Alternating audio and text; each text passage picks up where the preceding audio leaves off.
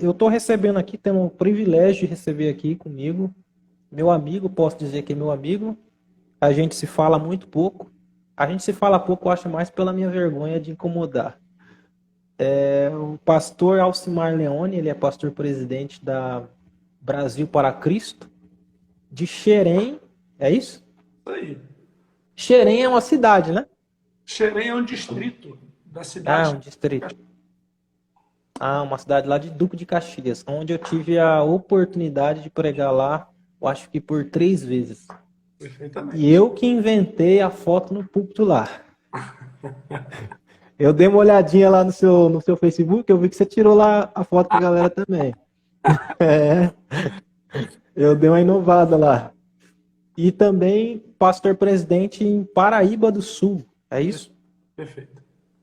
Então, formado na faculdade pela ETAD e é membro da convenção da Brasil para Cristo do Rio de Janeiro. É Membro da isso? Comissão Ministerial de Ética da Convenção.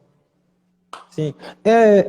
Eu entendo pouco sobre convenção. Se o senhor quiser dar uma pincelada, como eu sou da Missão Kairós, mas a minha vida toda eu fui da Assembleia de Deus, Madureira e Belém. Aí hoje eu estou na Missão Kairós. Fazem 5 anos que eu estou com o meu pastor Anderson Roger.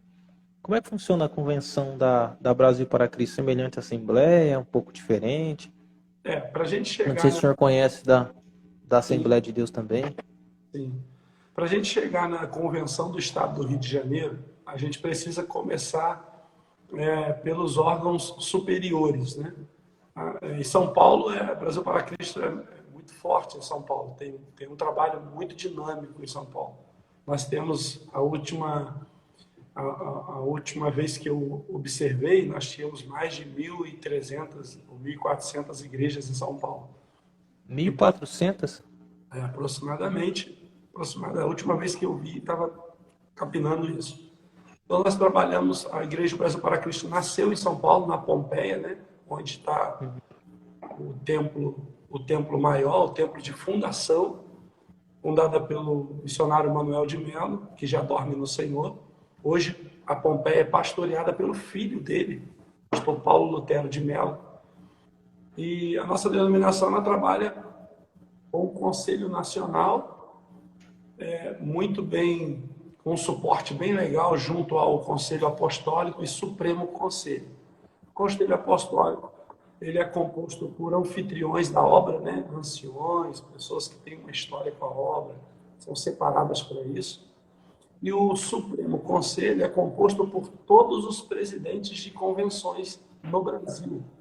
Então, nós temos o Conselho Nacional trabalhando junto com o Conselho Apostólico e Supremo Conselho. Com isso, a gente vai ter as convenções estaduais que se submetem ao Conselho Nacional. Cada estado do Rio de Janeiro, nós temos uma convenção.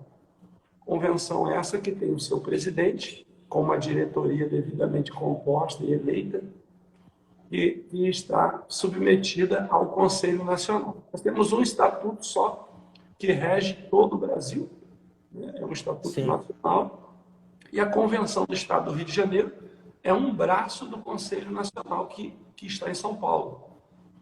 Então, sim, o presidente da Convenção do Estado do Rio de Janeiro, meu pastor, o pastor Elissandro Ricardo Casale Barreiros, ele é membro do Supremo Conselho, que trabalha ao lado, porque ah, é composto pelos presidentes de convenções. Então, a Convenção do Estado, ela trabalha com as igrejas nas cidades, bairros, distritos.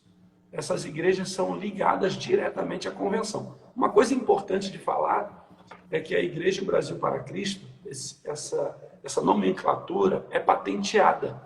Ninguém pode abrir uma Igreja Brasil para Cristo e colocar Ministério X. Não pode, porque um esse pouco nome diferente um pouco da Assembleia de Deus, que hoje a gente encontra a Assembleia de Deus Ministério é perfeito, Maná, que entende? consegue se Bem, né? ligar a uma convenção. A Assembleia de Deus Sim, consegue. Então, a Brasil para Cristo, se alguém botar uma placa lá e nós tivermos ciência, a convenção liga para o membro da comissão de ética. E aí o membro vai lá estar com aquele pastor, olha, essa igreja não está vinculada à convenção, não pode ter esse nome. E para estar vinculada à convenção, o patrimônio tem que estar no nome da denominação, tem que ter um CNPJ instituído, tem que ter uma eleição e posse de uma diretoria executiva. Isso tudo com base... Muito organizado. Ah, perfeito, perfeito. O máximo que vai acontecer é a gente dizer, ó, por favor, tira a placa, coloca um outro nome, porque não pode ser o Brasil para Cristo se não tiver regularizado de acordo com os estatutos da denominação. Então, eu sou um membro da comissão de ética dessa convenção do Estado do Rio. São 5 membros na comissão ministerial de ética, né? Mas a convenção... Vou até abrir um parênteses aos itinerantes que estão aqui ouvindo. Eu estou falando com alguém importante, viu? Não, que isso. Tá falando brincadeira. Então, é bem legal falar isso, porque nós temos pessoas que estão acompanhando ou que vão acompanhar depois e vão conhecer a denominação e também a questão ministerial, né? Que é um trabalho bem bacana de auxílio aos pastores, auxílio às igrejas, auxílio aos membros de igrejas em todo o território do Rio de Janeiro. A convenção é responsável por todo o território do Rio de Janeiro. Aconteceu alguma coisa na igreja X, aí a convenção envia um membro, um braço, né, que é o membro da comissão, para estar lá, para estar acompanhando, para estar ajudando, para estar orientando. É bem bacana, um trabalho muito honroso. Olha, eu achei muito interessante. Eu não tinha... Eu sei que a Brasil para Cristo é um ministério muito grande, sabia que era um ministério organizado, mas eu não sabia que era tão organizado assim. Eu imaginava algo mais semelhante aos padrões nada contra, mas da Assembleia de Deus, com uma convenção onde se eu quero abrir, por exemplo, um ministério e quero não deixar que esse ministério fique solto, né? Que aí para não ter aquela cara de rebelião, eu entrar com documentação e rapidamente ligar a convenção. Brasil para Cristo, então, para ser ligado à convenção da Brasil para Cristo, eu tenho que ser da Brasil para Cristo. Na verdade, não é possível utilizar o nome da Brasil para Cristo, que ela é patenteada. Isso que vai acontecer se você abrir um ministério hoje e ligar para a convenção do Estado do Rio de Janeiro. O pastor, ele tem a prerrogativa, o presidente da convenção, ele tem a prerrogativa estatutária de dar anuência ou não a um presidente de igreja. Então, como ele não te conhece, ele vai dizer, você quer entrar aqui? Quero, beleza. Então, primeira coisa, o patrimônio onde está instalada a igreja tem que ser toda documentada no nome da Brasil para Cristo. Segunda coisa, você não vai presidir essa igreja. Alguém da minha confiança vai assumir a presidência dessa igreja. Você tem que passar por todo o trâmite da comissão ministerial de ética, que é sabatina, ser apresentado. Durante um ano passa por uma sabatina, para conhecer a denominação e também nós conhecemos o candidato para ser um ministro, ser recebido como um pastor ou ser recebido como um presbítero. Ele tem que passar por todo esse processo. Enquanto isso, essa igreja ela tem um presidente da convenção que está presidindo ela e pode ter um dirigente, pode até utilizar esse obreiro para estar dirigindo a igreja, mas ela já está com todo o documento na Brasil para Cristo, com um presidente de confiança total da convenção, até que esse obreiro seja regularizado, passando por um ano de sabatina e depois, por mais algum tempo, porque a presidência nem com um ano vai dar mesmo, mas depois de mais algum tempo. Então, a igreja nenhuma... Vai ter que suar um pouquinho. Vai. Igreja nenhuma vincula com a Brasil, porque quando liga que passa isso para ele, ele não quer. Entendeu? Porque ele vai falar... Eu posso, por exemplo, ser um pastor mega importante, um exemplo, da Madureira. E aí eu estou mudando para o Rio de Janeiro, eu quero congregar. E para ser recebido como pastor? Apenas como pastor local? Eu recebo alguém para congregar comigo. Um pastor que vem congregar em Paraíba do Sul. A primeira coisa que eu vou dizer para ele é, filho, olha só, a nossa convenção, ela precisa que você cumpra e faça cumprir os estatutos. O que diz o estatuto? Você vai chegar aqui e vai ficar um ano congregando comigo. Depois de um Uau. ano, vou enviar a sua documentação para a convenção. E aí tem uma listagem de documentação, como identidade, CPF, comprovante de residência, certificado de escolaridade, de curso teológico, nada consta no SPC, nada consta civil, enfim, toda uma documentação. Aí, depois de um ano, envia a documentação. Enviou a documentação, está tudo legal. Ele é apresentado numa Assembleia Estadual como candidato a ser recebido. Então, ele é apresentado Candidato a ser. candidato a ser recebido. É apresentado no mês de novembro. Né? Eu tenho até o mês de setembro para enviar a documentação. Depois de um ano que ele está comigo, eu envio a documentação até setembro. Em novembro ele é apresentado e no próximo ano ele é sabatinado no decorrer de todo o ano. Quando chegar em novembro do próximo ano, se ele passar na sabatina, então ele é recebido oficialmente como um oficial da obra. No STJ, para um ministro ser recebido, o presidente tinha a prerrogativa de indicar alguém a ser ministro do Supremo, e ele passa por todos esses processos de sabatina, ele tem que estar totalmente envolvido com aquilo que ele vai exercer, com a função de juiz. E eu acho isso muito interessante, porque hoje qualquer pessoa é pastor. Então, eu prego, por exemplo, desde os meus 17 anos de idade. Eu não sou pastor. Mas durante as minhas viagens, eu recebi muitas propostas, né? Não, fica aqui, que eu vou te consagrar. Então, eu vejo isso algo muito importante, porque um pastor da Brasil para Cristo, ele passou por um processo muito grande para ele estar onde ele está. No caso do senhor ainda, né? Atingiu o pastor presidente. Se eu não me engano, o senhor também cuidou de algum departamento de jovens, ou eu estou enganado? Eu me converti na Igreja Brasil para Cristo no ano de 2000. Então logo 2 anos depois, 3 anos, eu já estava liderando a Jubrac, né, que é chamado de Jubrac. A Jubrac. Brasil para Cristo. Grandes congressos eles fazem. Mas eu liderei jovens, sim, por um bom tempo na igreja onde eu me converti, Brasil para Cristo. Sim. E lá em Paraty, o senhor chegou a pastorear em Paraty também? Não. Em algumas conversas que eu... Paraty eu fui fazer um trabalho, um trabalho da comissão de ética, né? Eu fui para tratar uma situação em Paraty e pelas circunstâncias que se deram lá, eu tive que ficar 6 dias cuidando da igreja até que chegasse um novo pastor. Como pastor presidente, como é que funciona as implantações de congregação? O senhor implanta uma congregação? O senhor designa um obreiro da igreja? Como é que funciona? Tem que começar com cultos domésticos ou você já pode ver um ponto, implantar a igreja? Como é que funciona?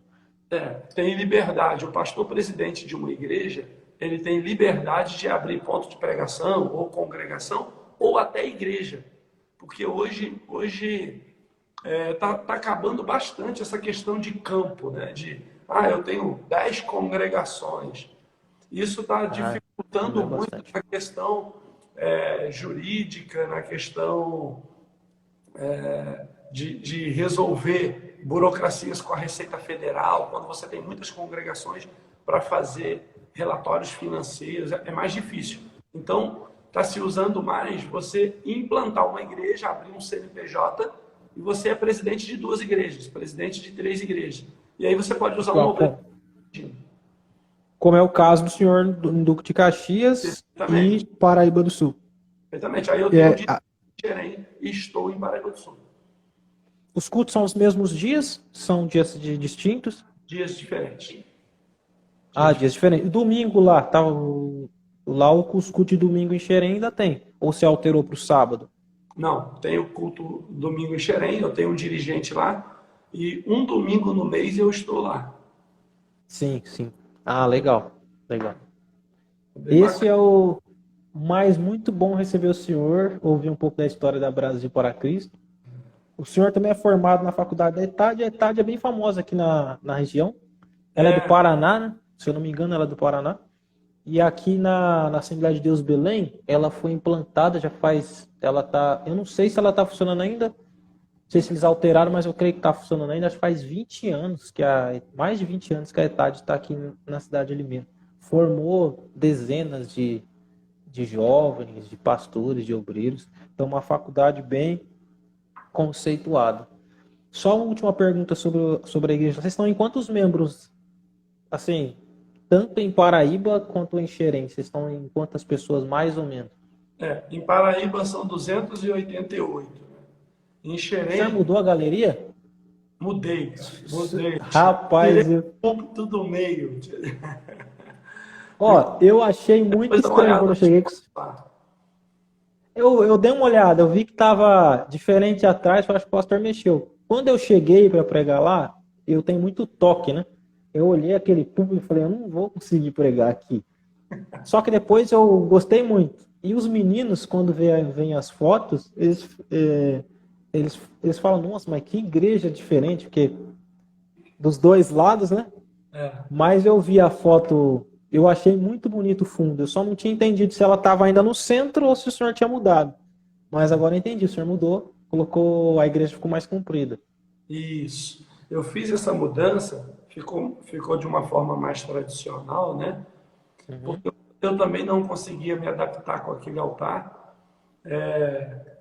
E é importante dizer que aquele modelo de altar, logo de cara, já dividia o povo, né? A gente luta tanto para unir o povo, para aproximar o povo, É, já de cara o formato da igreja já dividia o povo. Então, e eu eu, não sei o que acontece, né? O povo gosta de sair, de chegar sentando por trás, né? Senta no último banco, no meio, e se tem dois lugares, fica. é É isso que no aí. caso no E aí domingo você não tem essa sensação. eu aproveitei a pandemia. Quando entrou a pandemia, que fechou tudo, eu meti a marreta no altar e vamos Renovou. Ficou linda, ficou linda. Logo eu marcar. estaria aí para tirar uma foto lá. Eu creio, tá me devendo. E agora, E se demorar muito, vem com criança no colo. nossa, tem que dar uma segurada.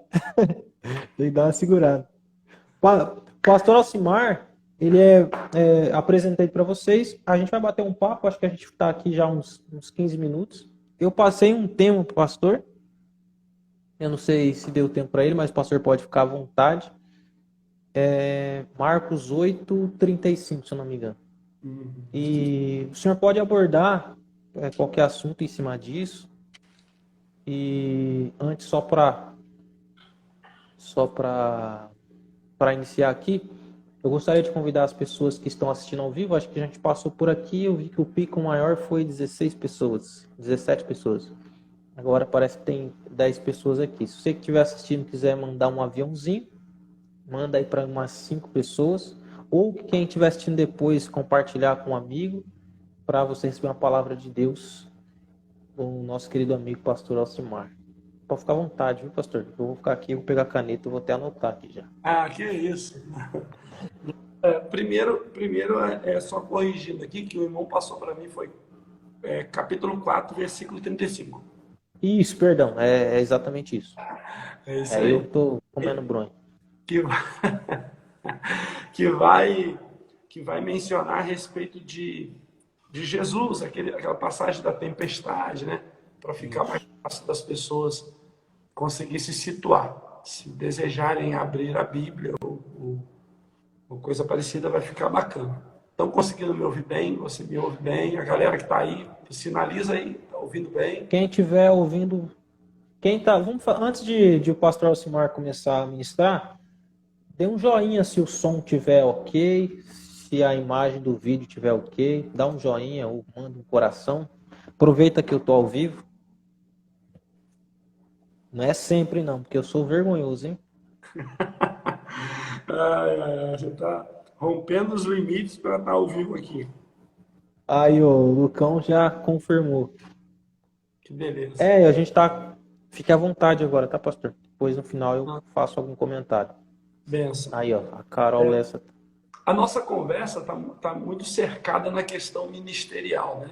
A gente tem alguns jovens aí que estão acompanhando, a gente tem alguns irmãos que vão acompanhar depois, e é importante dizer que eu sou um jovem, né? De 43 anos, mas um jovem. 43 ainda é jovem. Mas eu comecei a vida ministerial muito cedo, né? Eu sempre desejei o episcopado. Eu fui em busca de poder servir melhor ao Senhor, de entrar para dentro mesmo do ministério, de cair para dentro mesmo. Eu sempre tive isso no coração. Eu vim, para mim entrar no texto, eu preciso narrar isso aqui para vocês. Eu vim de um mundo de drogas, de prostituição, de perdição mesmo. Então, quando eu me entreguei para Jesus, eu falei, cara, é tudo ou nada. E caí para dentro. Aquela coisa de mergulhar, né? Eu costumo até dizer hoje para quem eu estou aconselhando que a vida que a gente levava, há uma necessidade da gente viver intensamente na presença do Senhor. Porque se for para viver de forma moderada, de qualquer jeito, da forma que eu quero, da forma que eu penso que dá certo, aí não vai dar certo, não vai longe, a coisa não avança. Não vai ter ministério, não tem ministério sem tomar a cruz, sem renunciar a si mesmo, não tem ministério. Então, a minha vida ela foi muito intensa na questão mundana. E para que isso fosse rompido com sucesso, eu precisei também mergulhar com intensidade na questão ministerial. Aqui já fica um conselho para os jovens que estão assistindo. Para quem quer viver grandes coisas no Senhor, vai precisar abrir mão de muita coisa que parece prioridade. Para quem quer experimentar o que nunca experimentou, vai precisar oferecer o que nunca ofereceu, renunciar o que nunca renunciou. Então você vai conseguir experimentar coisas extraordinárias na presença do Senhor. E é isso que eu vivenciei. Eu mergulhei. Eu estava meditando no texto aqui, hora citada, né? E o texto começa assim: naquele dia, sendo já tarde, disse-lhes, passemos para outra margem. Percebe que Jesus, ele está com os seus discípulos e ele faz um desafio, ele traz uma direção, ele traz uma ordem e ele inclui a vida dele nessa tarefa. Ele inclui a vida dele no que precisa ser feito, naquilo que foi designado. Eu vou com vocês, passemos. Isso aqui foi muito importante. Quando me foi sugerido o texto, eu fiquei olhando para esse texto o tempo todo e pensando. Qualquer um de nós que comece o ministério, precisamos começar já pensando nisso. Se Jesus não tivesse conosco, não teria ministério. Ele nos chamou para um propósito e incluiu ele junto. É por isso que quando ele está conversando com os discípulos, ele vai dizer algo importante. Sem mim, nada podereis fazer. No livro de João, ele fala isso abertamente para os discípulos, marcando muito forte o que os discípulos precisavam entender, que é o que todos que começam o ministério têm que entender. Só existe ministério porque Cristo é esse ministério. O Senhor está nesse ministério. Ele é quem designou o ministério. Eu me lembro de Paulo escrevendo, dizendo, uns foram chamados, foram designados como apóstolos, mestres, evangelistas, pastores. Ele vai dizendo, foram chamados. Chamados por quem? Designados por quem? Ordenados por quem? Muito antes de descer um óleo na sua cabeça. Os jovens que estão ouvindo aqui, isso é importante. Muito antes de descer um óleo na sua cabeça. Uma ordenança na sua cabeça, através dos homens de Deus que o Senhor já levantou. Muito antes disso, o Senhor já chamou e está com você nesse ministério. Se não tem Jesus dentro do propósito, não tem propósito. Não tem ministério. Uau. Ele diz abertamente, passemos para outra margem. O que as pessoas não entendem, Caleb? As pessoas não entendem que ministério não é um status. Olha o que Jesus disse para Ananias quando foi chamar Paulo para o ministério. Ele disse assim, eu vou mostrar para ele a importância de padecer pelo meu nome. As pessoas pensam que ministério é um status, que ministério benefícios, benefícios e benefícios e benefícios. E por isso nós temos tantos obreiros, pastores, tantos, que não conseguem permanecer por muito tempo, que não vão avançar por muito tempo, que não vão conseguir formar pessoas, porque não entenderam o que é o ministério, não compreendem o que é o ministério. Se você olhar para a vida de Pedro, se você olhar para a vida de João, se você olhar para a vida de Paulo, se você olhar para a vida de Estevão, olhar para todas essas pessoas que foram cumprindo o ministério, o próprio Timóteo, se você for olhar para essas pessoas, você vai observar a importância que se tem o ministério. Temos igrejas hoje totalmente enfraquecida, sem direção, justamente porque as pessoas não entendem o que é o ministério. Que bom que nós temos aqui alguns jovens participando dessa live e outros que vão assistir depois, porque poucos jovens hoje querem o ministério. E a culpa deles não quererem o ministério está naqueles que já estão no ministério. Porque não refletem para o jovem o que é verdadeiramente um ministério. A culpa não é do jovem que não anseia, cara. A culpa é dos que já estão, que não conseguem passar para o jovem a importância do ministério. E vão conduzindo a igreja e a sua vida ministerial, empurrando com a barriga. E torna-se mais importante a credencial no bolso, uma boa aceitação na rede social, bastante curtida, um dia a dia no seu status, para que eu possa dizer, não, eu sou um ministro. E o ministério esquece que o tempo passa, né? O tempo passa. As modas acabam. Hoje a gente tem muito pastor, infelizmente, eu falo pastor porque sou pastor. Então eu percebo que a gente tem muito pastor que é pastor de internet, que é pastor de apenas... É pastor dele mesmo. E, cara, o cara não entende. As pessoas não compreendem que não é os grandes eventos, que não é as megas igrejas. Não. Independente de grande, de pequena, as pessoas precisam entender que o pastor de 6 ovelhas é pastor, que o pastor de 2 ovelhas é pastor, e que tem 3.000 ovelhas, 10.000, 15.000 ovelhas, continua sendo pastor. Então, essa função ministerial, ela só se dá porque Jesus diz, passemos, pastoreemos, avancemos, vamos juntos, vamos cuidar do rebanho, até porque a noiva é dele. A noiva é dele. Então eu olho para esse texto aqui e vejo Jesus desafiando os discípulos a cumprir algo que ele cumpriria junto. Cara. Vamos junto, vamos atravessar isso aqui, vamos chegar do outro lado junto. A função ministerial está atrelada a uma tarefa que tem um tempo determinado. Nós não sabemos, mas ele sabe o tempo que tem. Tem um tempo determinado para essa tarefa ministerial. E que a gente precisa cumprir ela com maior responsabilidade possível, entendendo que ele está conosco. Agora, preste atenção que a ordem de Jesus para os discípulos vai fazer com que eles obedeçam até de uma forma bem intensa. Diz assim, eles deixando a multidão, o levaram consigo, assim como estava no barco, e havia também com eles outros barquinhos.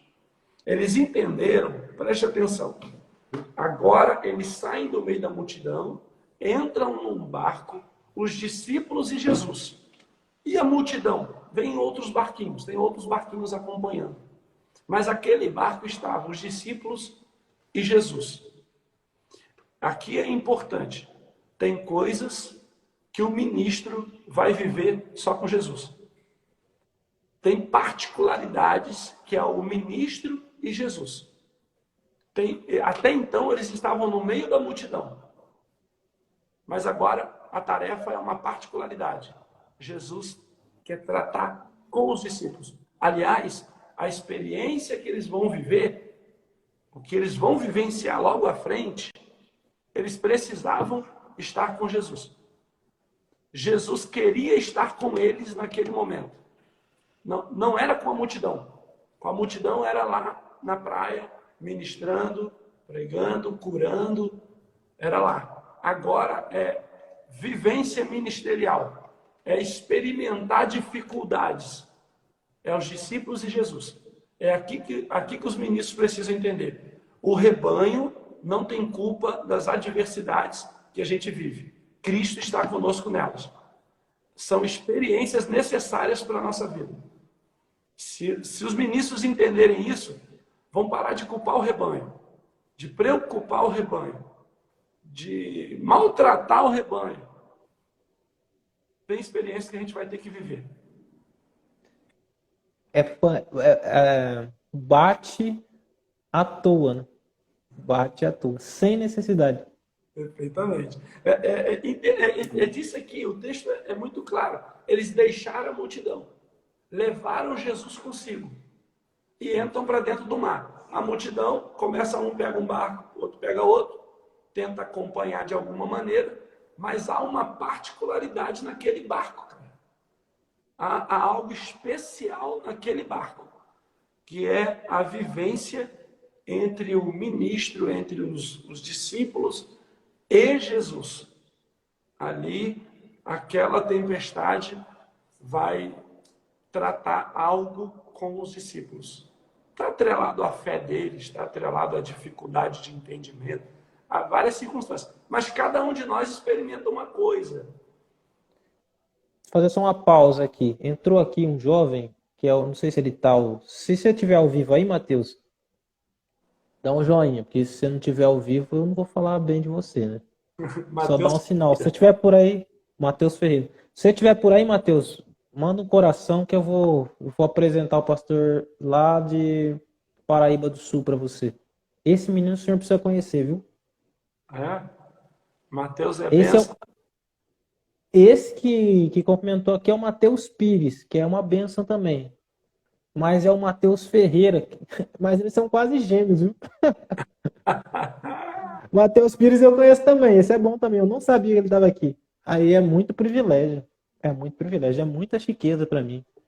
É daqui de Capivari. Um grande orador. Nós temos aqui em Caxias também Capivari, viu? Tem? Tem. Ah, mas Capivari daqui é feio, viu? O que é bonito lá em Capivari é só o Matheus Pires. Aqui tem a galera legal, bacana em Capivari, mas o bairro carece da ajuda do prefeito, né? Precisa. Meu Deus. Eu interrompi o senhor, mas pode voltar no seu raciocínio. Sim. Então nós estamos numa particularidade ministerial muito importante e indispensável para a vida do ministro, do obreiro, de quem quer seguir ministério. Se alguém quer seguir ministério pensando só no status, só nos benefícios, só naquilo que almeja, só em conquistar, só em ter seguidores, só em ter uma boa igreja, uma grande igreja, vão se frustrar, porque as particularidades são necessárias. Os problemas, as dificuldades, as tempestades, usando o texto, as tempestades do meio do mar, elas são necessárias. Elas nos amadurecem. Agora, há 1 hora atrás, aproximadamente, eu estava saindo da igreja e sentei com uma jovem junto com a minha esposa para aconselhar, e eu dizia coisas parecidas para ela. A importância de vivermos momentos assim que nos amadurece, que nos faz entender de verdade. Aliás, Cristo sempre deixou claro, e isso é um texto clássico que muita gente usa: no mundo tereis. Não vai faltar. Tereis. Vocês vão vivenciar tribulações. Cara, o apóstolo Paulo diz: eu aprendi a padecer algumas dificuldades dessas aí, vivenciei dificuldades dele. Eu aprendi. A gente aprende. A gente aprende. mas precisamos passar. E aí é a hora de testar o obreiro. É a hora de testar o cabra que quer servir de verdade. Nunca podemos esquecer de uma coisa: não virá sobre ti tentação senão humana. Mas fiel é Deus que antes lhe dará o escape.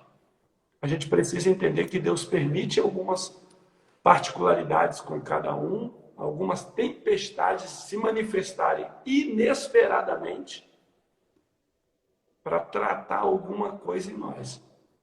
Isso é importantíssimo dizer. Agora, se não quer sofrer, não quer chorar, não quer perder noite de sono, se não quer, por favor, não entre no ministério. Por favor, continua servindo, cultuando, sem assumir o ministério. Porque se assumir o ministério, vai assumir dizendo a verdade para o teu coração. Abrindo o jogo para a tua alma. Dizendo, olha, vamos enfrentar isso junto. Porque Pressão. vai vir, não tem para onde fugir. Eu me converti em 2000. Em 2003, eu liderava jovens. Em 2005, eu liderava obreiros. Eu já era um diácono, líder do corpo de obreiros em 2005. Em 2007, eu assumi uma congregação, onde hoje já é uma igreja em Xerém. Então, eu assumi em 2007. De 2007 para cá, eu venho pastoreando. Mesmo começando como diácono, eu estava pastoreando pessoas. Então, em 2007, eu assumi a congregação como diácono. Em 2010, eu já estava sendo consagrado a pastor. 2008, presbítero. 2010, pastor. Esse tempo todo pastoreando. Estamos em 2022 e é claro que diante de tantos amigos do ministério, pastores que têm experiência de 30, 40 anos e que eu respeito muito, eu ainda tenho muito para aprender. Mas deu para viver algumas coisas muito intensas no ministério. Muito intensas no ministério. E que acaba a gente aprendendo no sofrimento, algumas coisas. Outras a gente aprende com aconselhamento, com a Bíblia, a gente se pondera, mas tem coisas que a gente acaba pagando para ver. E tem uma coisa, eu gosto muito dessa expressão tempestade no latim, que é tempestus. Tempo passado entre dois momentos. Aí, que a tempestade ela tem uma característica, né? Característica de ser violenta, destruidora e poderosa. Mas a que eu mais gosto, que dura pouco. Por mais violenta que seja uma tempestade, ela dura muito pouco tempo. Então, às vezes, vale muito a pena suportar a pressão, porque o que tem do outro lado é bem maior que a tempestade, né? Jesus mesmo disse que o que você... dura Agora, pouco, dói, mas dura pouco. não podemos deixar de frisar o seguinte: por mais que ela dure pouco, para quem está vivendo, é uma eternidade. Exato. Então, É a assim, visão de fora, né? isso aí. É a visão do mensageiro. Essa fala é a fala do pregador. Isso, é a do mensageiro. Fala do ministro vivendo momentos A como pressão. esse. Então, quando a gente está dentro dela, cara, a gente não pensa que vai durar pouco. É uma eternidade. Então, assim, o meu papel aqui hoje está sendo preparar pessoas que estão nos ouvindo de que o ministério não é fácil. É uma alegria. Gente, eu não quero botar ninguém para baixo aqui. Eu só quero que pessoas entrem para o ministério, desejem o ministério com a realidade dele. Conscientes. Porque hoje o que está de pregar e ensinar, e as pessoas, hoje qualquer pessoa virou um pregador, virou um pastor, qualquer pessoa já virou, e o seu status vai fazer com que você ganhe, com que você alcance pessoas. Então está sendo banalizado. Então o meu papel hoje é uma conscientização real de que o verdadeiro ministério, ele vai haver momentos como esse, de particularidade, de tempestades tais que quem está de fora sabe que vai durar pouco, e quem está dentro não imagina quanto tempo vai durar. Sim. Então, assim, qual é o diferencial? O diferencial é o obreiro, o ministro, que entende quem o chamou, entende quem está com ele na tempestade. Então, isso tranquiliza no meio dela, porque ele sabe quem está com ele nessa tempestade. Ele se lembra, passemos. Aí ele começa a lembrar, trazer a memória que Cristo o chamou, que Cristo o designou, que Cristo está com ele nas diversidades. Então ele vai conseguindo romper o ministério, avançar no ministério, e aí começa a linkar o sucesso. Porque o sucesso ministerial, ele está muito atrelado ao que Paulo escreve. Firme, constante e abundante. Está muito atrelado a isso. O ministério está bem junto disso. Firmeza, constância e abundância. Então você vai resistindo, né, ao diabo, ele começa a fugir e você vai então tendo uma visão aberta daquilo que Deus tem, daquilo que Deus prometeu, daquilo que Deus quer realizar, daquilo que Deus falou que vai fazer. Ele começa a te dar as estratégias. E aí você começa a trilhar o caminho do sucesso ministerial, que não tem nada a ver com conquistas. O sucesso ministerial não tem nada a ver com os sonhos humanos. Com views, aeroporto, hotel. E eu não estou falando que isso é ruim, não, tá? Não é ruim, né? Mas não é isso. Eu viajei muito e às vezes eu sento para conversar com algumas pessoas e elas talvez não percebam. Eu tenho 36 anos, mas assim, eu viajei muito, eu vi muita coisa. Eu já fui bem recebido, mal recebido, já tive primeiro em 5 estrelas, 1 estrela, mas assim, o que hoje eu não estou assim na itinerância, exatamente que eu entendi que o ministério não é viajar, entendeu? Tem muita coisa perto de mim que eu não fiz, que eu poderia ter feito, e eu falo mais no início, né? Não no fim. No início, correndo muito atrás daquilo que eu achava que fosse ministério, sucesso, fama. E no meio do caminho eu percebi que não era. Eu falei, Deus, me direciona onde o Senhor quiser que eu vá. E eu passei agora por um ano, eu vou falar chamar de ano sabático, me desenvolvendo, ainda estou no aprendizado do hebraico. E para mim, ministerialmente, mesmo não pregando, foi o melhor ano da minha vida. Aprendi muita coisa, descobri muita coisa de mim. É um tempo que você passa com Deus, você chora com Deus, às vezes não é sua esposa, tá ali do seu lado, mas não vê, você fala com Deus. E aí, de um tempo para cá, me despertou chamar vocês para ouvir o pensamento de vocês também. E para quem ouvir, porque tem muita gente, pastor, tem 36 anos, que começou comigo antes de mim ou depois de mim, que se sentem frustrados, que querem desistir da vocação porque não alcançou a fama. Como se o ministério não tivesse dado certo porque não ficou famoso. E ministério não é fama, né? É por isso que eu estou enfatizando aqui a realidade do ministério. Eu tenho um amigo aqui que é pastor também da Igreja do Brasil para Cristo, um escritor, né? O pastor Marcos André é um escritor da nossa obra aqui no estado do Rio de Janeiro. E ele escreveu há pouco tempo que é A Realidade Nua e Crua do Evangelho. É um livro que ele escreveu há pouco tempo, eu tenho esse livro, que se alguém desejar, pode entrar em contato comigo aí pelo Instagram, que a gente... Repete o nome do livro, por favor. A Realidade Nua e Crua do Ministro. Olha aí. Então, depois eu vou dar um jeito de divulgar esse livro, você manda a foto para mim, eu vou jogar no Stories para o pessoal, uma recomendação de leitura aí.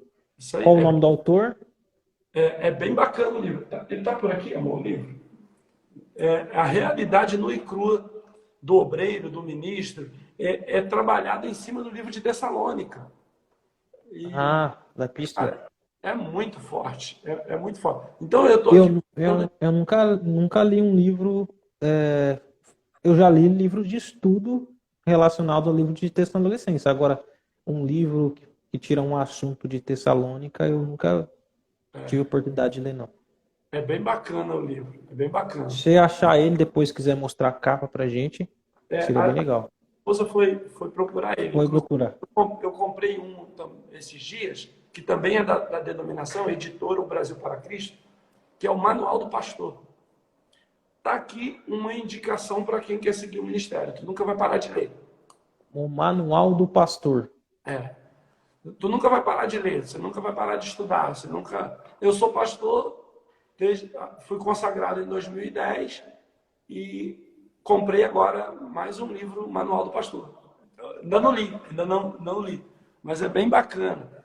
Então eu estou tratando da realidade do ministério justamente por causa disso, para que quem deseja, quem entrar, quem sonha com o ministério, poxa, que bacana, que bênção, mas sonhe sabendo da verdade. No meio dessa tempestade, a gente precisa entender que a água entra no barco, que não é só vento, que a onda sobe, que corpo estranho no mar cai para dentro do barco, bate nas pessoas, que corpo estranho no vento bate nos olhos, bate na testa, bate no... Cara, uma tempestade levanta muita coisa. Não é simplesmente um barulho. Não. Você, às vezes, é atingido. Às vezes, é ferido. Às vezes, se machuca. Aí, a Leninha já trouxe para mim aqui, ó. A Ó, recomendação de leitura. E obrigado, Felipe, por falar que eu sou lindo, viu?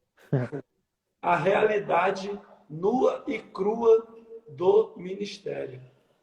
Uau. É bem Esse eu quero, hein? Isso é de um amigo, pastor Marcos André.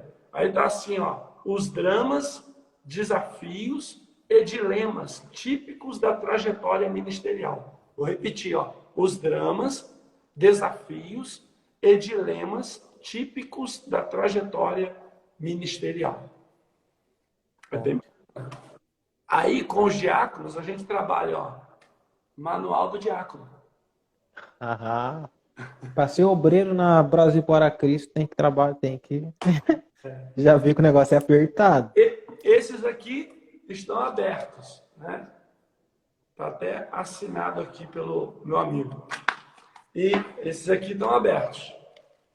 Agora, esse daqui está lacrado. Eu comprei agora para me ler o manual do pastor. Show. É bem bacana. São todas edições da Igreja do Brasil para Cristo. Adoro ler, cheirar páginas de livro novo. Cheirar a página do livro novo. Quando ele chega, eu comprei um agora do pastor Adson Belo, Páscoa. Vou começar a ler, acho que sábado. Nossa, eu tô maravilhoso. Isso é bom Leitura. Voltando aqui no texto, versículo 37 diz: levantou-se grande temporal de vento e subiam as ondas por cima do barco, de maneira que já enchia-se de água. Bom, é um fenômeno da natureza, o vento joga a água para cima. Então, levantou-se um grande vento que balançou a água e que começou a encher o barco. Só para me citar aqui que uma coisa puxa a outra. A gente precisa entender que é sempre assim. A gente parece que quando surge uma dificuldade, você começa a pensar, nossa, o vento está aumentando, você percebe que a coisa está... E logo vem outra em cima. A água sobe também, já entra no barco. A coisa é tensa. É só para mostrar que a coisa é tensa. Agora vamos seguir no texto. Percebe que a onda está muito forte, o vento está muito forte e o barco está enchendo. Os discípulos estão desesperados. Mas quem está com os discípulos está muito tranquilo. Onde ele achou essa almofada? Cara, ele está muito tranquilo. Ele sai com os discípulos, ele entra no barco com os discípulos, ele sabe o que está por vir e ele já anuncia para os discípulos. A gente vai chegar lá. A gente vai chegar lá. O detalhe é que a gente vai viver algumas coisas até chegar lá. e ele está muito tranquilo. Ele está com você dentro dessa situação. Você está desesperado e pensando, não tem jeito. E ele está tranquilo. Era pra a gente estar igual ele, mas a nossa Pronto. humanidade, né? Aqui está o detalhe. Ele sempre será o nosso modelo de vida. Ele sempre será o nosso referencial. Repito, quando eu aconselhava a jovem há poucos minutos, eu dizia isso para ela. Você é imperfeita, eu sou imperfeito, mas precisamos ter alguém como modelo que é perfeito. Então, Cristo é o nosso modelo. Aí eu entendo a escrita de Paulo, que haja em vós os mesmos sentimentos que houve também em Cristo Jesus, nosso Senhor. Então a gente precisa buscar esse entendimento de como vivenciar as maravilhas do Senhor. A gente vai ficar menos tenso, menos ansiedade, menos preocupação. Os problemas são existentes, mas você vai rompê-los com mais facilidade. É aquela ênfase. A pessoa dá tanta ênfase à tempestade, se desespera em acordar Jesus. Cara, se fosse para ele estar acordado, ele não deitava para dormir. Uau. Foi perturbação dos outros, entendeu? A tempestade, é por isso que ele vai repreendê-los. Eu acho que essa almofada é a própria palavra que ele disse. Se você estivesse confiando no que eu disse, tá descansando. Outro interessante é Jacó, né? Porque, querendo ou não, Jacó fugindo do seu irmão no deserto, não sabia para onde ir, perdido, com medo de morrer. Aí, no deserto, ele uma pedra. Costa a cabeça na pedra e dorme. Tem vezes que a gente tem que achar descanso em algum lugar. E é no que ele disse. Perfeitamente. Se ele falou, Percebe que Jesus, ele, quando o despertam, né? Quando ele é despertado pelos discípulos, ele não repreende os discípulos logo de cara. Ele acalma a tempestade primeiro. Ele teria todo o direito de repreender os discípulos, para depois acalmar a tempestade. Ou nem acalmar, repreender os discípulos e sair andando sobre as águas. Mas ele simplesmente acalma a tempestade e depois tem um papo com os discípulos. Jesus conhece tanto as nossas limitações que ele sabe que se ele fala com os discípulos primeiro, eles não iam ter atenção nenhuma. Ele conhece tanto a humanidade do ministro que ele sabe que o ministro é um ser humano e que precisa de sinais para conseguir dar atenção. Aí ele acalma a tempestade, aí as pessoas ficam totalmente maravilhadas com aquilo. O texto diz assim, ó, eles perceberam, ó, cala-te, aquieta-te, é a ordem de Jesus. O vento se aquietou. E eles têm temor. Eles começam um grande temor entre eles. Não era simplesmente porque a tempestade parou, é porque estava com eles o tempo todo quem tem o poder. Poder esse que Jesus o tempo todo ministra sobre eles.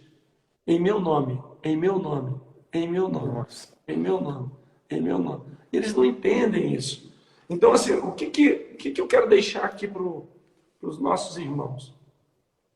Eu comecei vindo do problema, no problema, no problema, no problema, no problema, no problema, para te assustar bastante quanto ao ministério. Mas agora eu quero te acalmar.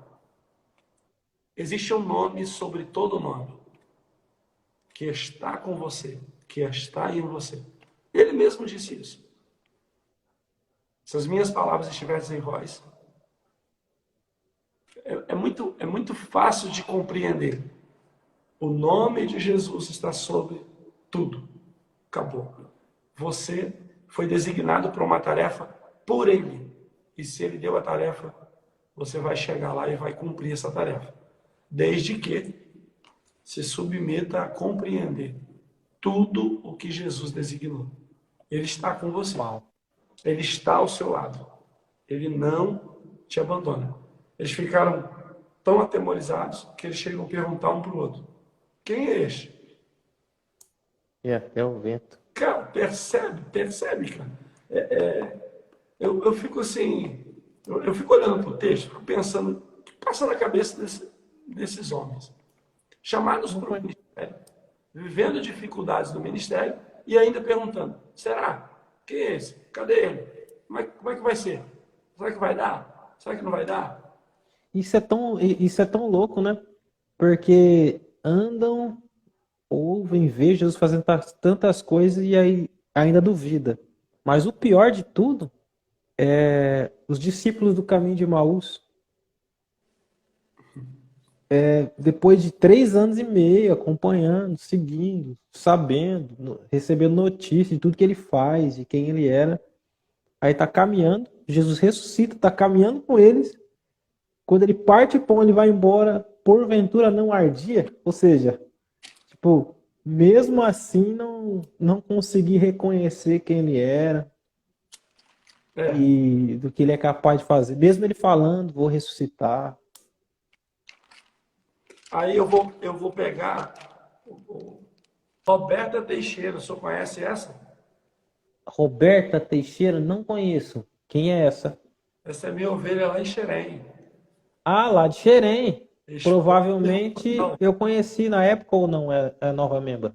Não, só conheceu, com certeza. Ah, mandar um abraço aí pra. Às vezes a foto pequena eu não reconheço. Mas segue eu aí que a gente já retribui. E aí depois eu vou ativar a minha memória. É Roberta, porque eu mudei. do Ministério de Louvor da nossa igreja em Xerém. Eu acho que é que a foto tá muito pequena. Mas depois eu dou uma olhada para ver quem é. Mas, Caleb, você falava dos dois no caminho de Emaús. Eu vou intensificar isso daí dentro desse susto que a gente tem, né, de perguntarem quem é este, né?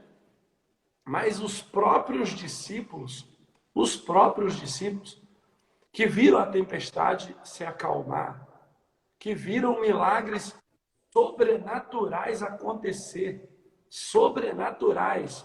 Os próprios discípulos que têm um cesto com 5 pães e 2 peixinhos e vê uma multidão comer e sobrar 12 cestos. Ah, mesmo perguntaram a mesma coisa. Os discípulos viram coisas assim sobrenaturais. Agora pensa comigo. Eles perguntam na tempestade: quem é este que até o vento e o mar lhe obedece? Como se o vento e o mar fosse muita coisa para Jesus. Mas pior do que isso é que eles encerram o período de vida de Jesus como homem, vendo tudo que Jesus falou se cumprir. Ele ser preso, ele ser traído, ele ser crucificado, eles veem tudo isso. E aí eles se fecham num ambiente. As mulheres vão ao sepulcro na madrugada do domingo. Os que vivenciaram tudo isso ficam fechados. As mulheres vão lá, vão esperando encontrar um corpo. Chega lá, não tem corpo. Tem anjos falando com elas, dizendo: vocês estão no lugar errado, vocês estão procurando. Mas, Preguei esse domingo retrasado, isso é muito cara, forte. é forte, né? Aí, beleza, vamos lá, vamos seguir. Agora, essas mulheres, quando estão saindo, encontram com Jesus no jardim e não conhecem que é Jesus. Lembro que essas mulheres, Lucas 8, se não me falha a memória, a maioria delas foram libertas por Jesus e o serviam com suas fazendas. Então, agora elas estão com Jesus, não reconhecem que é Jesus. Quando Jesus começa a conversar, Maria Madalena vai entender, é ao Senhor, e a ordem de Jesus é: vai até os meus apóstolos, vai até eles, e diz para eles que eu estou indo para Galiléia. Elas vão, anunciam para eles, eles não se submetem, ficam no mesmo lugar. Nesse momento, Jesus vai estar com os dois no caminho de Emaús, e Jesus depois vai entrar dentro do ambiente que eles estão. Entra uma vez, Tomé não está. Entra a segunda vez, Tomé está. E mesmo assim, Pedro convence mais 6 a voltar a pescar. Nossa, verdade. Não é isso? Cara, esses caras viram coisas sobrenaturais acontecer. E o Cabra conseguiu influenciar um grupo de pessoas a voltar a fazer aquilo que Jesus disse para ele nunca mais fazer. A partir de hoje, tu não pesca mais peixe. A partir de hoje, você não pesca mais peixe. Você vai pescar homens. Você será pescador de homens. Agora, bastou Jesus morrer, ressuscitar e ainda estar com eles por 2 vezes. E mesmo assim, Mesmo assim, a pergunta, meu Deus. aí eu volto lá no texto, a pergunta continua ecoando dentro deles. Quem é este? Continua ecoando dentro deles. Cara, esses caras viram a mão furada. Esses caras viram. Não só viram, ele disse, toca. Tocar. Cara, é assim, é sobrenatural. Eles voltam a pescar. E o detalhe, aí fica aqui para os nossos irmãos que acompanham. Jesus é tão lindo que quando ele chama alguém, tem algo designado a alguém, ele insiste. Cara, ele insiste. É incrível isso. Ele insiste em dar oportunidade. Tem gente renunciando, tem gente fugindo. Mas quem ele chamou, ele está sempre abrindo a oportunidade. Não sei até quando, mas ele está sempre abrindo a oportunidade. Jesus vai na beira da praia, acende uma brasa, coloca um peixe para assar e depois mexe com os discípulos no meio do mar. Ele chama os discípulos no meio do mar, com um peixe assando na praia, só para dar uma chance para Pedro. Ele faz a mesma pergunta que fez no início do ministério. Ele diz, pegou alguma coisa? Tentando fazer Pedro se lembrar do primeiro encontro dele com Jesus. Como é que foi? É aqui que o ministro, o obreiro, precisa entender. Não está tudo perdido. Jesus ainda dá a oportunidade de restauração. É interesse de Jesus que o obreiro se mantenha firme, se levante, seja restaurado. É interesse de Jesus que ele cumpra o ministério que foi chamado. Jesus quer isso. Ele não abre mão. As pessoas que abrem mão. Mas Jesus está sempre abrindo oportunidade. Ele chama os discípulos lá dentro do barco. Vocês pegaram alguma coisa? Eles já estavam desistindo da pescaria. Aí a Bíblia é clara em dizer, e eles não sabiam que era. Que era Jesus. Meu pai. Isso é muito incrível. E é possível, viu? É muito possível caminhar com ele, falar dele, cantar sobre ele e não conhecer ele. É muito possível. Por isso que é importante os irmãos que estão acompanhando entender. Essa live não é em vão. Pode ser uma grande oportunidade de ressurgir um bom obreiro, de ressurgir um ministro que entendeu o chamado, que entendeu que foi designado, porque é uma oportunidade dada pelo próprio Jesus, para que a gente volte a cumprir o que ele designou. Pegaram alguma coisa? Não sabiam que era Jesus. Pegamos nada não, eles ainda respondem, cara. Não pegamos nada, sem saber que é Jesus, eles respondem. Aí quando Jesus diz, lança a rede do lado do barco, que eles lançam a rede, eles não entenderam ainda. Na ordem dele, lança a rede, eles não entenderam ainda. Eles só vão entender quando pega o peixe.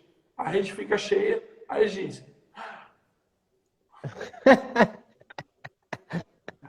Foi boa essa. Cara, Só com a rede cheia. presta atenção, eu tenho um grupo de 6 a 7 pessoas dentro do barco. Provavelmente o texto não vai dizer quem são elas. Poucos deles mencionam. Pedro, Tiago, João, e mais tantos. Vamos lá, a gente tem um grupo dentro do barco. Jesus está conversando com eles. Nenhum do grupo consegue entender quem é. Quando a rede enche de peixe, ainda assim, só um entendeu quem Bom, é. João. É ele quem anuncia para Pedro. É Jesus. É o mestre. irmã Luciana pede oração lá de Pernambuco. Luciana Naninha. Ao lado da terra. Poxa, que benção. Nós vamos orar pela família da irmã Luciana. Ore por mim, por minhas filhas. Nós vamos interceder já já. Percebe a oportunidade? João é que vai despertar Pedro. Os demais vão ouvir de um. É Jesus, é o mestre. Aí o desespero de Pedro, que está nu, vai se vestir, não tem nem a paciência de remar até a praia, ele pula do barco, ele tenta nadar até lá, ele vai nadando até lá, e quando Nossa, veio uma frase na minha cabeça agora. por favor, solta ela. O que vocês estão buscando, eu já tenho pronto. Pronto, não, aí você não deixa eu chegar na praia, poxa. Aí você me roubou o texto. Porque Pedro chega e quando ele chega, ele se depara com peixe assado em brasa. Cara, e detalhe, vou de novo lá naquele texto. Da mesma forma que Jesus primeiro acalma a tempestade para depois instruir, Jesus faz a mesma coisa com Pedro ali na beira da praia. Ele diz: vamos jantar. Hum. Cara, você entende? Ele chama eles para comer. E ainda faz mais. Quer comer só desse ou quer comer do de vocês também? Aí o texto diz, porque tinha 153 grandes peixes. E essa Pega não tinha. você também. Isso aí é top. Né? Eles comem com Jesus. Eles jantam com Jesus. Participam de uma ceia, né? De um alimento com Jesus. Para depois Jesus ter uma conversa séria. Olha que amor, que cuidado, que zelo, que tratamento Jesus tem com os ministros, com aqueles que ele designou para uma tarefa. Ele tem esse cuidado, Caleb. Eu não tenho medo de dizer. Ele tem esse cuidado porque ele conta com aqueles que ele chamou. Cara, ele vai subir e ele dá direcionamento em Atos 1. Antes de morrer, ele dá direcionamento em Marcos 16. Ele está sempre dizendo o que espera deles. Olha, vai, prega, faz discípulo. Depois ele está pronto para subir de gente, permanecer em Jerusalém, tem uma promessa para ser derramada. Ele tem interesse que aqueles que ele designou cumpra o que ele designou. O sucesso do ministério Assim como o pai. perfeito. Com... Perfeito. Perfeito. É o cuidado dele, cara. É o cuidado de Jesus, vendo como uma pedra preciosa aquele que ele chama de mistério. Aí a gente usa o jargão dos grandes pregadores, e eu estou falando com um deles que provavelmente já usou algumas vezes isso. Ele não faz acepção de pessoas para salvar, mas faz para usar. Ele escolhe, ele separa aquelas pessoas que vão ser separadas para o ministério, chamadas para o ministério. Ele não joga a rede e pega de monte para o ministério. Ele designa alguns. Alguns são chamados. Aí eu volto no texto novamente. A pastores, apóstolos, mestres, evangelistas, profetas. Alguns são chamados, designados para uma tarefa. Então não adianta querer simplesmente ser um ministro. Precisa ter chamado para isso. E quem tem esse chamado não adianta fugir. Cara, não dá. Vai Não dá. sofrer à toa. Fica bem. Ó, eu participei de uma ministração esta semana que o pastor falou sobre o chamado de Jonas. E ele falou uma frase que eu achei incrível. Ele falou: Jonas indo para Tarsis é provocador de tempestades. Jonas indo para Nínive é um profeta para salvar uma cidade. Ou seja, o que Deus pode fazer Depende de você aceitar o chamado dele. Você vai encontrar momentos de tempestades, vai ter um momento que você vai sentar, vai ter sombra, vai ter momentos que vai ter sol, vai queimar sua cabeça, como aconteceu com Jonas. Vai ter momentos que você vai ter que ir para a caverna, vai ter momentos que não vai ter água, não vai ter pão. Mas uma coisa é certa, Deus vai cuidar de você. Assim, eu sei que o senhor, nesses anos de experiência, sabe que por mais dolorido que seja, ali no momento, às vezes a gente até solta algumas expressões do tipo, Deus se esqueceu, Deus se abandonou, eu vou parar, largar isso. Mas é quando passa-se os dias, fala, pô, Deus estava lá e eu não percebi. Perfeitamente, perfeitamente. O sucesso ou esse momento de entender, de cair em si, vai se dar na vida de Pedro também. Porque depois de jantar, Jesus vai fazer a fatídica pergunta, né? As três perguntas para ele. Tu me amas? Tu me amas e tu me amas. Né? E as três respostas. Tu sabes que eu te amo, tu sabes que eu te Sabe? amo, tu sabes que eu te amo. Mesmo Acho que que ele uma estava delas... lendo Ezequiel 37, eu acho. Cara, agora, presta atenção quando é que Pedro realmente vai entender tudo que ele viveu. É depois de Atos 2. Quando todo mundo está assim e o povo está falando, estão embriagados, ele começa a pregar. Quando ele começa a pregar, tem gente comentando um com o outro, não é aquele cara grosso, inculto, não é aquele cara. Aí Pedro vai entender, cara, que ele faz o convite que 3.000 almas vêm à frente. Só para a gente conjecturar, pensa bem. Ele vai entender, cara, o que Jesus falou com ele lá no primeiro encontro do mar. Quando disse, larga esse negócio aí, vem comigo, que eu vou te fazer pescadores de homem. Mas ele já tinha vivido 3 anos com o mestre. Ele podia ter aprendido antes, cara. Entende? Mas o cara vai viver situações. Então, assim, aos irmãos que nos acompanham, fica esta palavra. Existe um desígnio de Deus, um chamado de Deus, que não é fácil, que tem as suas dificuldades, as suas particularidades com Deus. E precisamos avançar, firme, constante, abundante. E certamente veremos a recompensa. Recompensa essa que não é terrena, recompensa essa que é eterna. Quando nós nos alegramos vendo as almas se converterem, quando nós nos alegramos vendo um culto com a manifestação da glória de Deus, é muito raso diante do que Deus ainda vai nos mostrar. Eu preguei sábado em Macaé, falei sobre o céu. A realidade do céu é uma coisa fora do comum, que as pessoas hoje nem pensam mais no céu, pensam só no sucesso ministerial. Mas nunca podemos esquecer que todo sucesso ministerial tem por finalidade alcançar o céu e levar pessoas a alcançarem o céu. Que adianta ganhar o mundo inteiro e perder sua alma.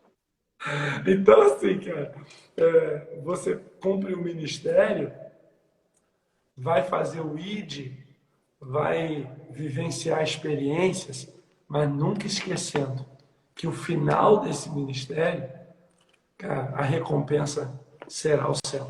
Aí o texto que eu falei, firme, constante, abundante, ele termina dizendo, o vosso trabalho não será vão no Senhor. Esse texto ele vai falar de corpo corruptível. Esse texto vai falar da glória pós. Então, as pessoas focam aqui, conquista aqui, ministério com sucesso aqui, alcançar aqui, muita gente curtindo aqui, muita gente acompanhando aqui, muita gente vindo atrás aqui. Gente, o sucesso do ministério, ele é concretizado com as entradas das moradas celestiais. É o pisar na rua de ouro, o encontrar os muros de jaspe, o ler o nome das 12 portas, conseguir ver as 12 colunas com o nome dos apóstolos. Cara, você chegar lá. É a célebre frase do nosso querido apóstolo Paulo. Combati O bom o bom combate. combate, terminei a carreira, guardei a fé. E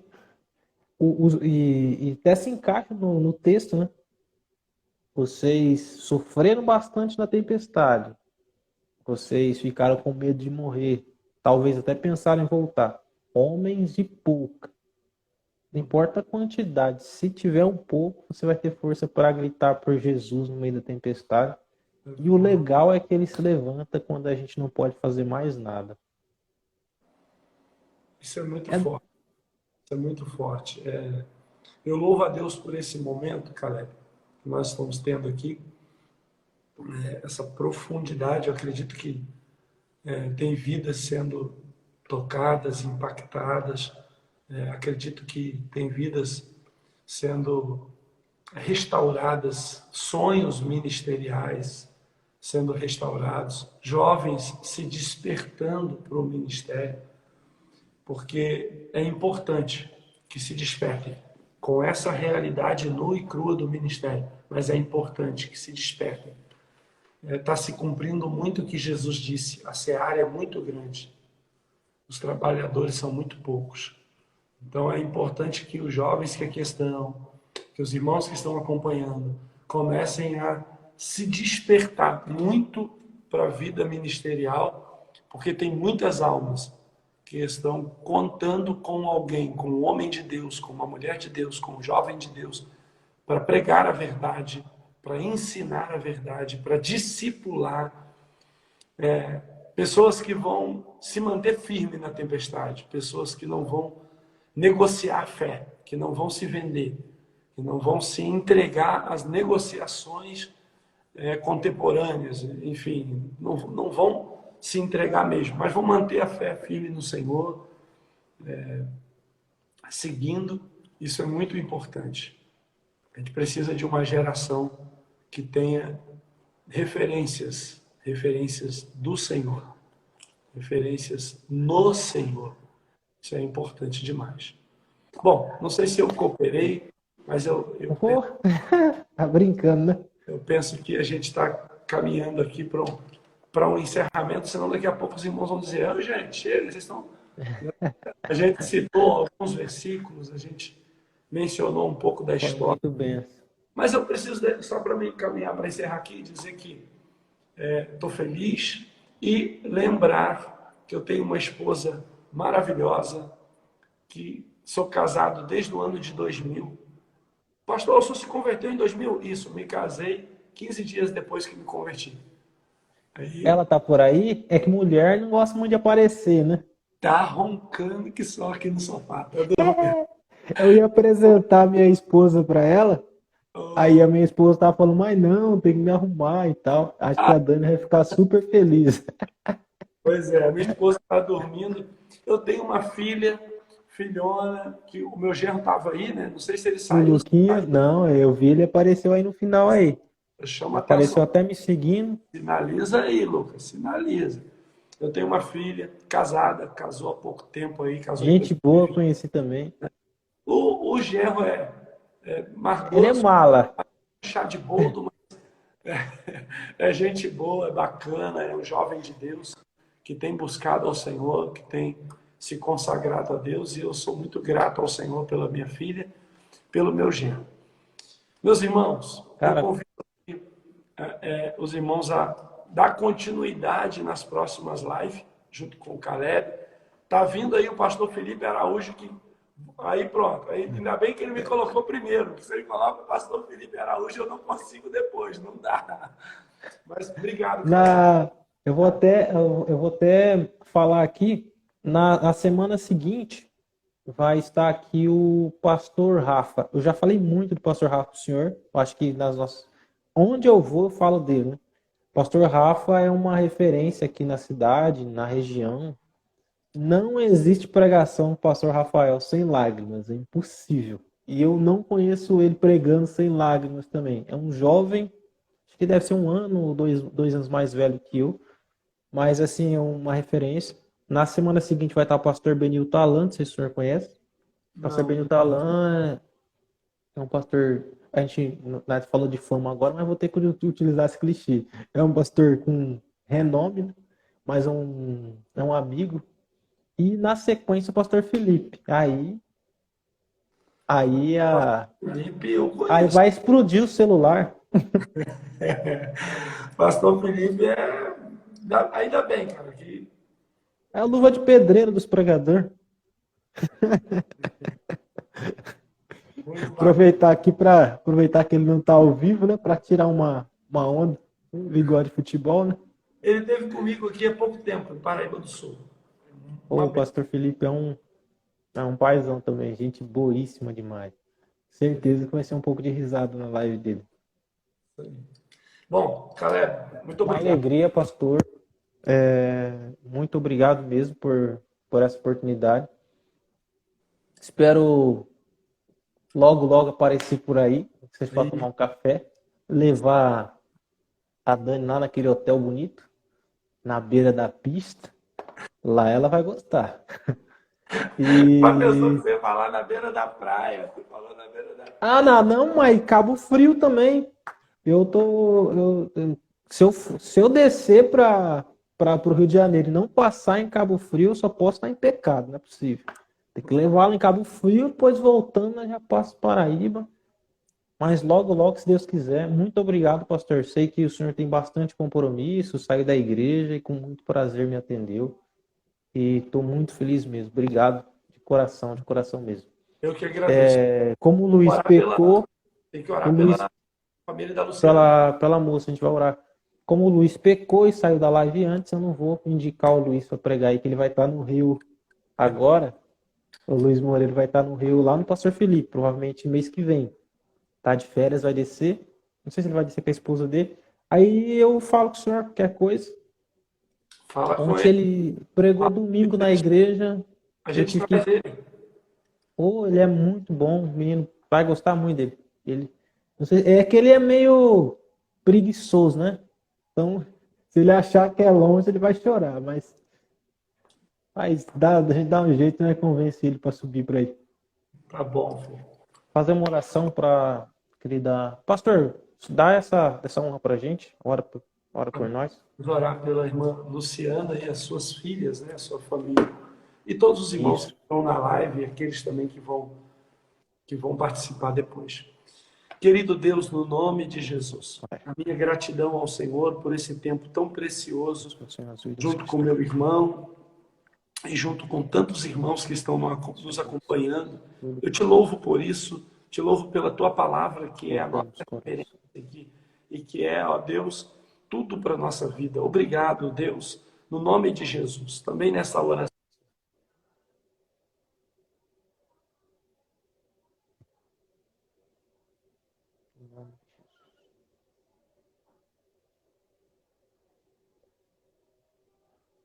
Glória a Deus. Cobre-nos com teu sangue, Pai. Nós concordamos com a oração.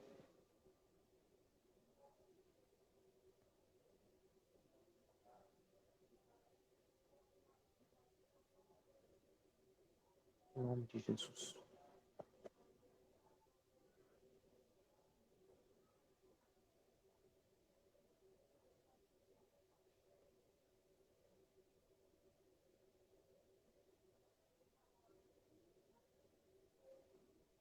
Oh Deus eterno. Jesus, amém. A oração ficou muda, mas Deus ouviu. Rapaz, você sabe que, olha que legal, olha, a irmã Luciana botou ali, ficou mudo. Irmã Luciana, eu orei intensamente, o meu celular descarregou e aí ele travou na meio da oração e eu não vi. Só fui ver quando eu voltei e aí eu apertei o botãozinho para usar a carga extra. Mas nós oramos pela vida da irmã, pela família e por todos que acompanharam, que hão de acompanhar. E pela vida do Caleb. Orei por ti também, tá bom? Amém. Amém. Deus Eu abençoe. fiquei aqui com. Eu vi que deu, a sua voz sumiu, eu dei até umas piscadas para ver, mas depois eu vi a mensagem dela. Isso. Deus Deus abençoe. abençoe, pastor.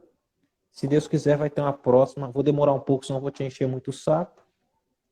Mas eu vou procurar ser mais assíduo. Vou começar a mandar uns bons dias, puxar um pouco o saco do senhor, de vez em quando. Pode ficar à vontade. Deixa eu dizer uma coisa para a irmã Luciana. No meio da oração, eu pedi ao Senhor que nos desse a oportunidade de ter testemunhos dos milagres que Deus está operando na vida da senhora e na família da senhora, viu? Então depois passa para o Caleb aí os testemunhos, porque certamente que o Senhor há de realizar. Amém, minha irmã? Deus abençoe a senhora. No nome do Senhor Jesus. Caleb. Deus abençoe, irmão Luciano. Só antes de sair, pessoal, esse é o Instagram da minha esposa. Quem puder me seguir lá também, Caleb Peixoto Oficial. Beleza? Um abraço. Deus Até abençoe. mais. Shalom. Shalom.